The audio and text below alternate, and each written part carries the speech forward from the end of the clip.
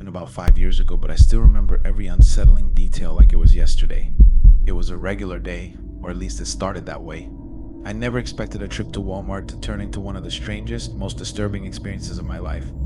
It was after work around 5:30 p.m., and I wasn't thrilled about heading into the crowded store.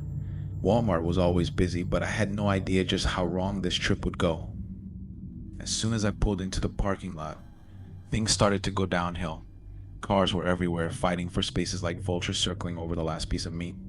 As I was weaving through the lot, a car pulled out so fast it nearly clipped me. I slammed on my brakes, my heart pounding in my chest. Shaken but determined to get in and out, I parked and made my way toward the entrance. Just as I stepped into the crosswalk, another car flew past me barely 5 feet away. My nerves were already on edge, but I brushed it off and entered the store. I grabbed a basket, hoping to make this quick. I had a short list, just some groceries, and I figured I could get in and out despite the chaos around me. The aisles were packed, people darting in and out, and the lines for the register snaked far beyond their usual spots. As I made my way to the back of the store to grab a gallon of milk, something unexpected happened. A voice, small and innocent, called out to me from behind. "Hi." I turned to see a little girl, maybe 7 or 8, standing next to a Walmart shopping cart almost overflowing with groceries. The sight of her alone with such a heavy cart caught me off guard. She looked up at me, eyes wide, and asked something that sent a chill down my spine. "Can you pay for my groceries? My family doesn't have any money." I blinked, trying to process the situation. The cart was full, easily over $100 worth of stuff. Not just groceries either, but random items. I was confused. I gently told her I couldn't help, explaining that I was on a budget myself, which is why I was shopping at Walmart in the first place. The girl didn't argue. She simply pushed her cart away, and I stood there for a moment, wondering what on earth was going on. Curious, I watched her as she made her way to a woman standing by a frozen food display. I assumed it was her mother. I had to get yogurt, which happened to be near where they were standing, so I casually walked closer, listening in as the mother spoke. "Now, go ask that man over there," she instructed, her voice cold and calculated. I felt a knot form in my stomach. Was this some kind of sick game? The girl obediently pushed her cart over to another man nearby, asking the same question she had asked me. He shook his head, just as confused as I had been. I didn't like this, not one bit. Using a child to beg for groceries felt wrong on so many levels, but I tried to shake it off and continue my shopping. I was nearly done when the little girl approached me again, this time near the bakery section. "Can you pay for our stuff?" she asked, her voice quieter, almost embarrassed. I frowned. "You already asked me that," I said, trying to stay calm. "Does your mom always make you do this?" The girl hesitated for a moment before nodding. Before I could ask anything else, her mother appeared out of nowhere, her face twisted with anger. She shoved herself between me and the girl, practically invading my personal space. "Why are you talking to my daughter?" she snapped, her voice dripping with hostility. I stood my ground. "She asked me to pay for your groceries. I was just wondering why you make her do that." Her eyes narrowed and she spat. "That's none of your business." I wanted to walk away, but something in me wouldn't let it go. "People might actually help you if your cart wasn't so full," I pointed out, my voice steady. Her response was not what I expected. "We had a cart this full paid for just 2 days ago." The air left my lungs. I stared at her, dumbfounded. "So why do you need all of this again?" I asked, my patience wearing thin. "You got 20 kids at home or something?" That's when it happened. Without warning, she rammed her cart into me.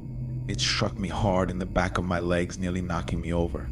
Pain shot up my spine, but I managed to stay on my feet. I turned, ready to defend myself, but she was already hurling insults at me, her face twisted with rage. I shouted at her, "Back off," and for a moment we were locked in a standoff, eyes blazing, the tension between us like a storm about to break. People nearby had started to gather, their eyes wide with shock. I thought it was over when I walked away, but a few minutes later I heard the sound of a cart charging toward me again. I turned just in time to see her barreling at me, full speed. I caught the cart with my hands, stopping it just before it hit me. She wasn't done. She backed up and tried ramming it into me over and over again. This time, witnesses stepped in, pulling us apart. Employees called the police, and when they arrived, the woman lost it, claiming I had attacked her. Fortunately, the crowd backed me up, and she was arrested on the spot. As they led her away, the little girl followed, eyes downcast, I couldn't help but feel sorry for her, caught in the middle of her mother's madness. That day, I swore I'd never set foot in another Walmart again, and to this day, I've kept that promise.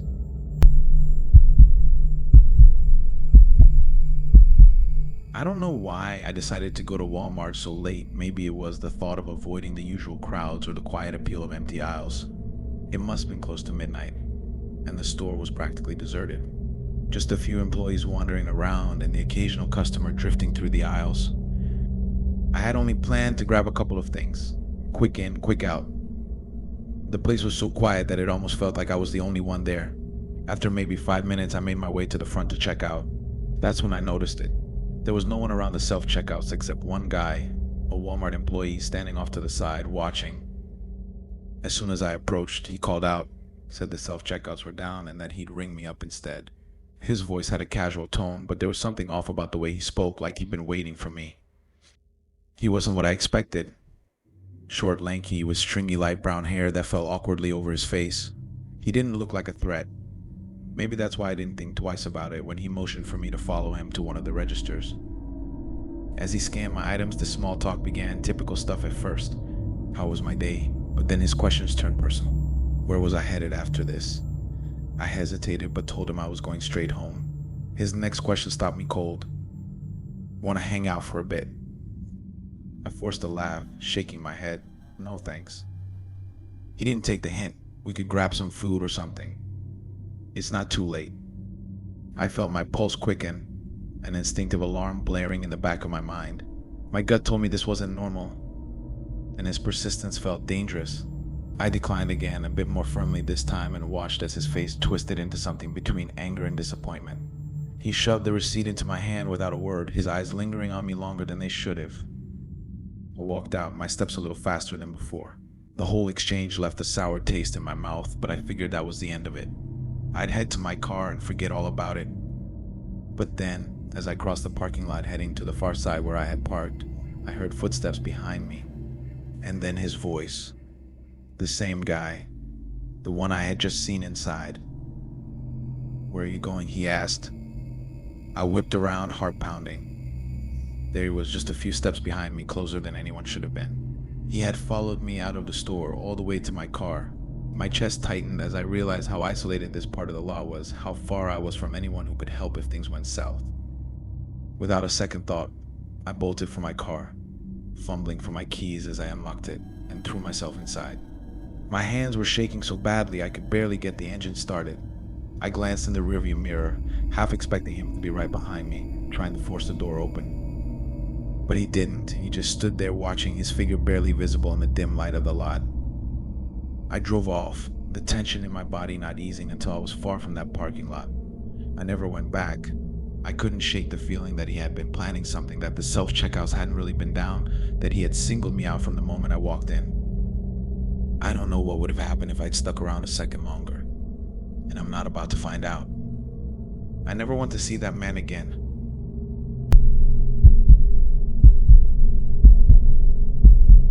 There are some nights you wish you just stayed home. This was one of those nights. It was late, close to midnight, and I found myself pulling into the Walmart parking lot. I didn't want to be there, but tomorrow was going to be too busy, and I needed to grab a few things. The lot was nearly empty, eerily quiet, except for a car idling a little closer to the store than mine. I noticed a couple of people inside, the soft glow of a phone illuminating one of their faces, but I shrugged it off. Just some late-night shoppers, I thought. Inside the store, everything was dead. I grabbed what I needed, in and out in under 5 minutes. The self-checkout lanes were all empty. The kind of emptiness that feels like you're the last person in the world. I remember feeling a chill, but I brushed it off as nothing. When I stepped back outside, the air felt different. Heavy. Something was off. That's when I saw him. A man was crouched by the passenger side of my car, door wide open, rummaging through my glove box like he owned the place. My heart jumped into my throat, and without thinking, I started running toward him. "Hey, that's my car," I shouted, my voice sounding shaky even to me. He looked up, startled, eyes wide for a second before bolting. I watched him sprint across the lot and jump into the back seat of the car I'd noticed earlier, the one that had been sitting there, watching. They sped off, tires screeching, leaving me standing there, breathless and confused. My first instinct was to check the car. As I reached it, I saw that everything inside had been tossed around. Glove box open, center console raided, random junk scattered across the seats. But nothing valuable was missing. I sighed, relieved, but just as I was about to dial the police, I heard something. A sound. A faint shuffle behind me. I froze, blood turning cold. Slowly, I turned and looked into the back seat. There, crouched low and trying to stay hidden, was another man. He was on the passenger side, tucked down, but close enough that I could feel the terror crawling up my spine. He had been there the whole time, watching, waiting. Without thinking, I ripped open the door and bolted, my legs carrying me faster than I'd ever moved in my life. I sprinted straight back into the Walmart, not stopping until I was inside, breathless and shaking. From the safety of the store, I called the police, barely able to form the words.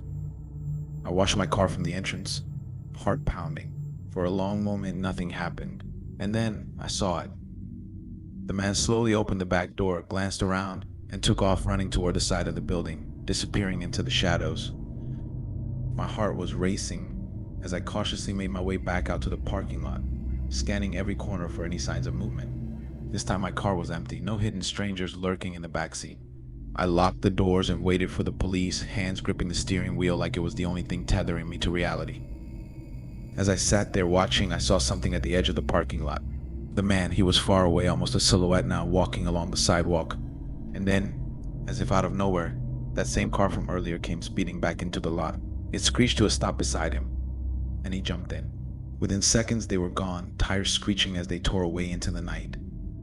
The police showed up not long after, lights flashing in the rearview mirror. I told him everything, described the man, the car, every detail I could remember. But deep down, I knew that whoever they were long gone, vanished into the night, like shadows slipping through my fingers. I never found out if they were caught, but every time I get into my car now, I check the back seat, just in case.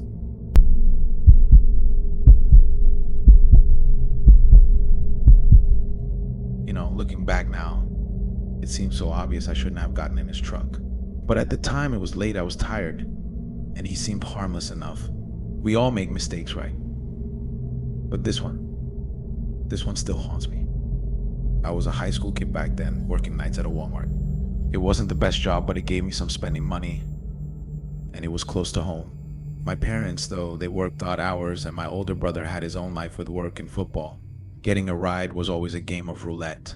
Some nights it was mom, other times dad, or if I was lucky, my brother. But that night, no one was answering their phone. It was after 9 p.m., and I just finished my shift.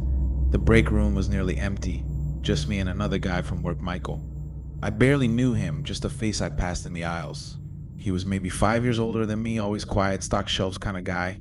We'd never really spoken before, but tonight was different. "Need a ride home?" he asked suddenly, standing too close for comfort. His voice was calm, almost friendly. I hesitated. He worked there. How bad could it be? I declined at first, said I was waiting for my brother. But when I looked at my phone, no response. My feet were aching, my eyes were heavy, and I just wanted to get home. So when he offered again, I accepted. His truck was old, rusty, the kind of vehicle that looked like it had seen better days, maybe even better decades. I climbed in, gave him my address, and we pulled out of the parking lot. The conversation was light, surface level stuff. I wasn't paying much attention to the road, but then I realized he turned the wrong way. At first I thought maybe he was taking a shortcut or something, but when he pulled into the parking lot of an apartment complex and parked, my stomach dropped. This wasn't my street. We're here, he said, like everything was fine.